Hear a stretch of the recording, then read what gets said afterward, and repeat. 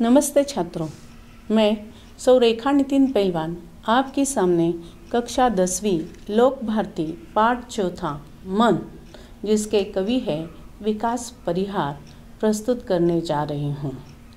मन यह जापान की लोकप्रिय काव्य विधा हाइकू पर आधारित है।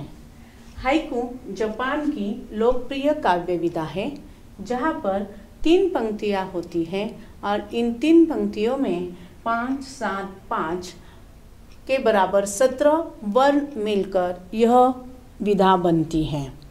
छोटे छोटे हाइकू में जीवन के बहुत बड़े सार को समाविष्ट किया जाता है।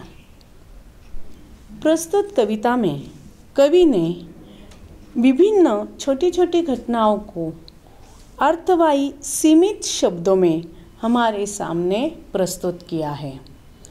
इस मन कविता में कुल 13 हाइकू है। इन 13 हाइकू का भावार्थ अब हम देखते हैं। आइए देखते हैं पूरक पठन कविता मन। घना अंधेरा चमकता प्रकाश और अधिक, करते जाओ पाने की मत सोचो जीवन सारा। जीवन नैया मझधार में डोले संभाले को, रंग बिरंगे रंग संग लेकर आया फागुन। कांटों के बीच खिलखिलाता फूल देता प्रेरणा, भीतरी कुंठा आँखों के द्वारा आई बाहर। खारे जल से धुल गए विषाद मन पावन, मृत्यु को जीना जीवन विष पीना है जिजीविषा। मन की पीड़ा छाई बन बादल बरसी आँखें, चलती 7 पटरियाँ रेल की फिर भी मौन। सितारे छिपे बादलों की ओट में सुना आकाश, तुमने दिए जिन गीतों को स्वर हुए अमर। सागर में भी रहकर मछली प्यासी ही रही। तो यह है हमारी पूर्ण कविता। अब हम देखेंगे इसका भावार्थ। आइए पहला हाइकू देखते हैं। घना अंधेरा चमकता प्रकाश और अधिक, अंधेरे में प्रकाश की छोटी सी किरण भी ज़्यादा रोशनी देती है। इसका अर्थ कवि हमसे कहना चाहता है, जब बहुत सारी मुश्किलें होती है, बहुत दुख से हम घिरे होते हैं, उस समय सुख की एक छोटी सी आशा भी हमें बहुत बड़ा आधार देती है, हमारे जीवन को आगे बढ़ाती है। करते जाओ पाने की मत सोचो जीवन सारा। कर्म करते जाओ, फल की अपेक्षा मत करो। व्यक्ति को जीवन में काम करते रहना चाहिए। उचित समय आने पर ईश्वर उसे उसके कर्मों का फल अवश्य ही देता है। अगर मैं कार्य करता हूँ और मुझे जाकर क्या फल मिलने वाला है, कब मिलने वाला है, केवल इसी के बारे में सोचते रहेंगे तो हमारा ध्यान हमारे कर्म से क्या हो जाता है, हट जाता है। इसलिए कवि कहता है, कर्म करते जाओ, वह जो ईश्वर है वह तुम्हारे कर्मों का फल तुम्हें अवश्य देगा। जीवन नैया मझधार में डोले संभाले कौन। मझधार यानी नदी का मध्य भाग, बीचों बीच। जब हम जीवन रूपी इस नदिया में बीचों बीच संकटों से, संघर्षों से घिर जाते हैं और ऐसे बहुत से क्षण हमारे जीवन में आते हैं कि हमें सूझता नहीं है, अब मैं क्या करूं, मुझे कौन राह दिखाएगा, मेरी जीवन नैया कौन पार लगाएगा। तो इस प्रश्न का उत्तर कवि परिहार जी ने हमें यह दिया है कि हमें ही हमारे जीवन की नैया पार लगानी है। उसे पार लगाने के लिए कोई और आने वाला नहीं है। इसलिए इस जीवन रूपी नैया जब संघर्ष में, मुश्किलों में घिर जाती है तो हमें सोच विचार कर राह निकालनी है, मार्ग निकालना है और हमारी नैया हमें ही क्या करनी है, संभालनी है। आगे का है को देखेंगे। रंग बिरंगे रंग संग लेकर आया फागुन।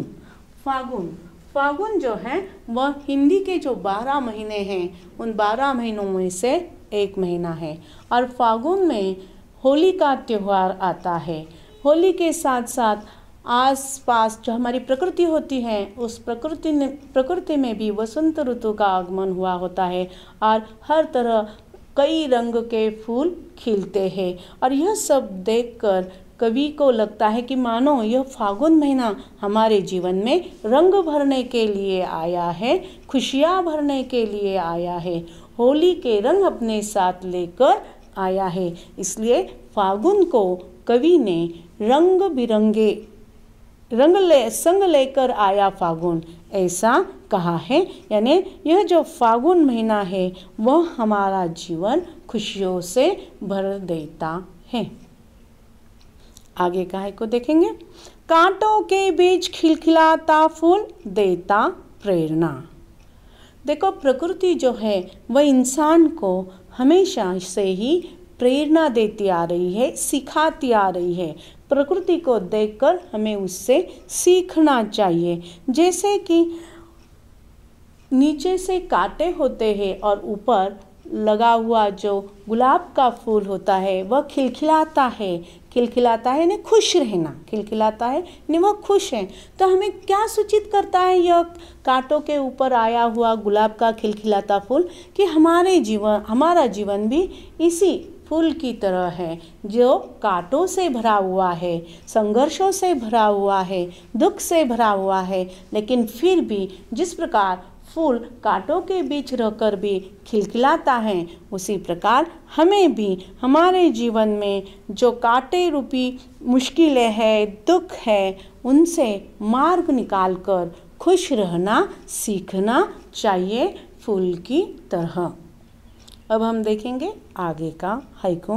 भीतरी कुंठा आँखों के द्वार से आई बाहर। भीतरी यानी अंदर, अंदर की, कुंठा यानी घोर निराशा।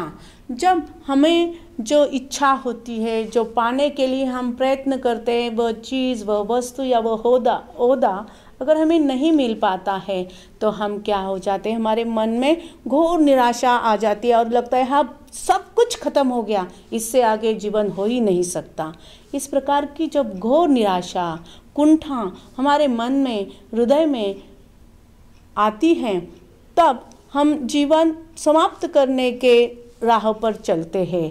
लेकिन कवि का कहना है इसी समय जब यह जो कुंठा होती है, यह जो हमें दुख होता है, यह दुख जब हम अपने आँखों के द्वार से आश्रु के रूप में बाहर निकलते हैं तो हमारे हृदय पर, हमारे दिल पर जो दुख का बोझ होता है, निराशा का भार होता है, वह क्या हो जाता है, हल्का हो जाता है। यानी नैनों के द्वारा, आँखों के द्वारा हमारी जो निराशा है वह आंसुओं के रूप में क्या होती है, बह जाती है। अब हम देखेंगे अगला हाइकू। खारे जल से धुल गए विषाद मन पावन। खारा जल, देखो हम जब रोते हैं तो हमारे आँखों में आंसू आते हैं और ये जो आंसू होते हैं उनकी जो टेस्ट होती है वो खारी होती है, नमक की तरह होती है। तो यहाँ पर खारे जल से हमें संदर्भ लेना है हमारे आँखों से बहने वाले आंसू। और विषाद, विषाद इस शब्द का अर्थ है अभिलाषा पूरी न होने पर मन में होने वाला दुख। अभिलाषा यानी क्या, इच्छा। हमारे मन में कई इच्छाएं होती है, छोटी होती है, कोई छोटी होती है, कोई बड़ी होती है, और वह अगर पूरी नहीं होती है तो हमारा मन क्या हो जाता है, दुखी हो जाता है। तो यह जो मन का दुख है यह खारे जल से धुल जाता है। यानी जब हमारे मन में दुख होता है तो हमारे आंखों से अपने आप आंसू निकल आते हैं और यह खारे जल यानी आंसू बह जाने से हमारे मन का यह जो विषाद है, यह जो दुख है, वह क्या हो जाता है, उसके साथ बह जाता है और फिर से हमारा मन पावन, स्वच्छ, निर्मल बन जाता है।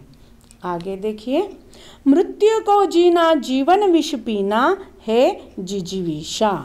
जिजीविषा, जिजीविषा का इस शब्द का अर्थ है जीवन जीने की इच्छा। देखो हम हमारे जीवन में कई प्रकार के दुखी लोग देखते हैं। किसी का पैर नहीं होता, किसी की आंखें नहीं होती, किसी को और कोई मजबूरी होती है, लेकिन किसी भी अवस्था में मनुष्य जीवन का त्याग नहीं करता, वह जीना चाहता है। यह जो जीने की प्रबल इच्छा है वही है जिजीविषा। जीवन का अंतिम सत्य है मृत्यु। जिसका जन्म हुआ है उसका मृत्यु अटल है, और यह बात हर एक व्यक्ति को पता है। फिर भी इंसान को जीवन जीने की प्रबल इच्छा होती है।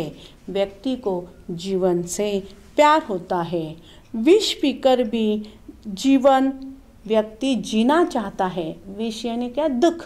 जीवन में इतनी मुश्किल है, संघर्ष है, दुख है, यह सब होकर भी, इसके साथ रहकर भी व्यक्ति जीवन जीना चाहता है, तो उसकी ये जो जीने की प्रबल इच्छा है वही है जिजीविषा। अब हम आगे का है को देखेंगे।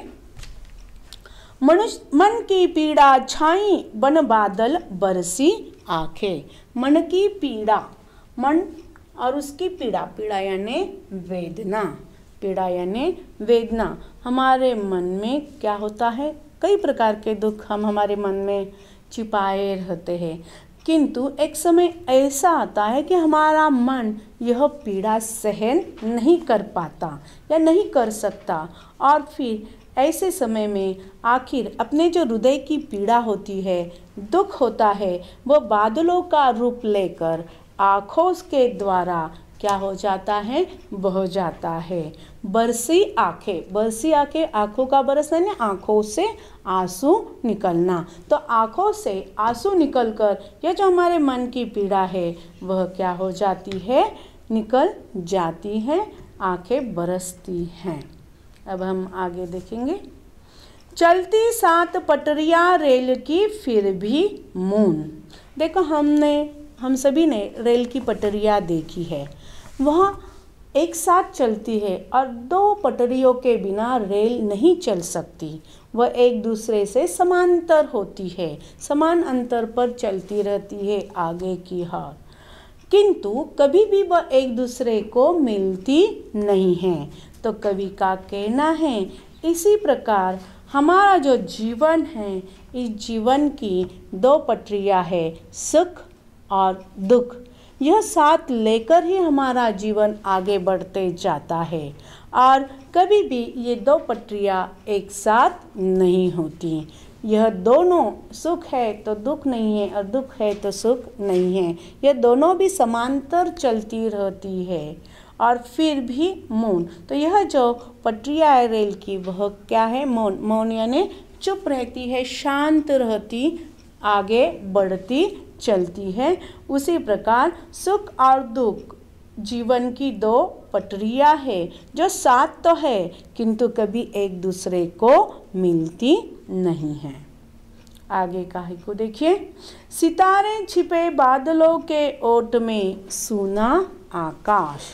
सितारे, सितारे यानी तारे। आकाश में जब रात के समय तारे टिमटिमाते हैं, चमकते हैं, तो उन्हें देखकर हमारा मन दुखी भी हो तो उन्हें देखकर खुश हो जाता है, आकाश की, गगन की शोभा देखकर। सितारे, लेकिन यहाँ पर इस हाइकू में कवि ने क्या कहा है कि सितारे छिपे, तो ये जो हमारी खुशियाँ है वो छिप गई है। सितारे खुशी का प्रतीक है। किसके आड़ छुप गई है? तो बादलों की ओट में। ओट में यानी पीछे, आड़ में। बादलों के आड़ में यह सितारे छिप गए हैं, यानी बादल जो है वह दुख के बादल है। इन दुख के बादलों के कारण हमारे खुशी के क्षण जो है वह छिप गए हैं, और खुशी के क्षण छिप गए हैं, इसका अर्थ ही क्या है? खुशी नहीं है तो जीवन में क्या है? दुख है, और दुख के कारण इंसान, व्यक्ति का जीवन कैसा हो जाता है? सूना, उदास हो जाता है। जिस प्रकार आकाश में तारे न होने पर, बादल छा जाने पर आकाश हमें सूना दिखाई पड़ता है, उसी प्रकार हमारे जीवन से अगर खुशियाँ चली जाती है और दुख के बादल घिर जाते हैं तो हमारा जीवन भी उदास होता है। आगे का है को देखिए। तुमने दिए जिन गीतों को स्वर वे हुए अमर। कवि का यहाँ पर कहना है कि ईश्वर सबसे बड़ी शक्ति है जिसने हमें हमारे जीवन रूपी गीत को स्वर दिए हैं, अर्थात हमें जीवन जीने की शक्ति दी है, शक्ति प्रदान की है।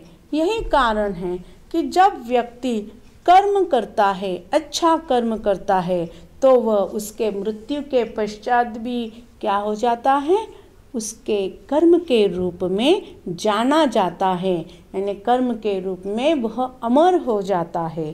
तो यहाँ पर कवि का कहना है कि हमें उस ईश्वर ने जो हमारे गीतों को स्वर दिए हैं, हमें जीने की जो प्रेरणा दी है, इस जीवन में हमें हमेशा अच्छे कर्म करने चाहिए, जिसके कारण हमारे मृत्यु होने के पश्चात भी लोग हमारा नाम लेते रहे या हमें याद करते रहे।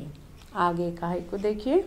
सागर में भी रहकर मछली प्यासी ही रही। देखो सागर यानी बहुत बड़ी जलराशि होती है, किंतु उसकी एक विशेषता होती है, वह जो जल होता है वह कैसा होता है, खारा होता है, वह पीने के योग्य नहीं होता। इसी कारण सागर में रहकर भी जो मछली होती है वह प्यासी होती है, यानी उस खारे जल का उस मछली को कोई उपयोग नहीं है। तो उसी प्रकार से कवि का कहना है, जो धनवान है, जिसके पास धन की राशि लगी हुई है, बहुत धन संपत्ति है, किंतु उसका वह धन अगर ज़रूरतमंदों के काम न आए तो उस धन का कोई उपयोग नहीं है, वह धन क्या है, व्यर्थ है। जिस प्रकार सागर का खारा पानी व्यर्थ है, उसी प्रकार वह धनी जिसके पास धन है लेकिन उसका धन ज़रूरतमंदों के उपयोग में नहीं आता है, तो वह धन क्या है, व्यर्थ है। तो इस प्रकार इस कविता में कवि ने 3 छोटी छोटी पंक्तियों में जीवन के अलग अलग घटनाओं को सुंदर ढंग से हमारे सामने प्रस्तुत किया है, और इस कविता से हमें बहुत सारी बातें सीखने को मिलती हैं। मेरी आशा है कि आप सब छात्रों को यह कविता अच्छी लगी होगी। धन्यवाद।